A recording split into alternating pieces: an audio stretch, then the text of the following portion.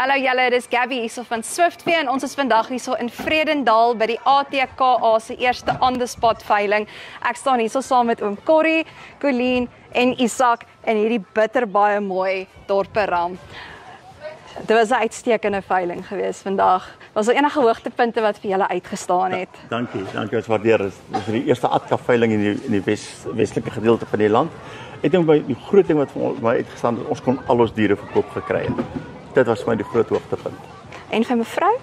Ja, vir my die groot hoogtepunt was die aanbieding. Ek dink ons het 'n baie goeie aanbieding gehad. En mense wil altyd verbeter op jou kwaliteit.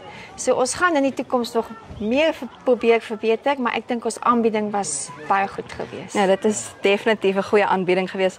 Isak, hierdie ram wat nou hierso staan. Wat staan vir jou uit die meeste van hom? My meeste punte is wat die vleis in die betreffing wat die ram beteken vir ons en wat dit vir die toekoms beteken.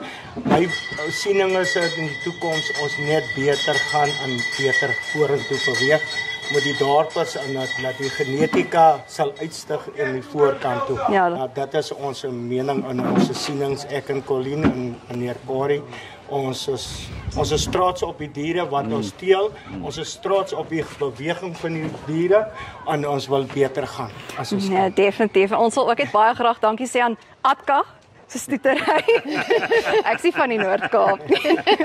Van ATKA dat ons ook hierdie dag saam met julle kon deurbring, as ook Vleis Sentraal Kaap vir die wonderlike ervaring wat ons ook hierso vandag gehad het. En ons sien definitief uit vir 'n bietjie meer van hierdie ramme. Ons sê ook dankie vir julle en ons sê dankie vir Vleis Sentraal en sê dankie vir elke koper wat hier was vandag. Ja, ek wil ook net byvoeg, ons kan nie meer sonder online nie en baie dankie vir Swiftway. Julle was vandag baie besig en dankie daarvoor. Ja, nee, dit is 'n groot plesier en ek weer eens dankie aan julle dat julle ons vertrou om julle veiling aanlyn te vat en ons sien uit vir die volgende een. Baie dankie. Baie dankie. Ons sien regtig uit en dit is 'n mooi prestasie gewees vir ons in die Weskaap.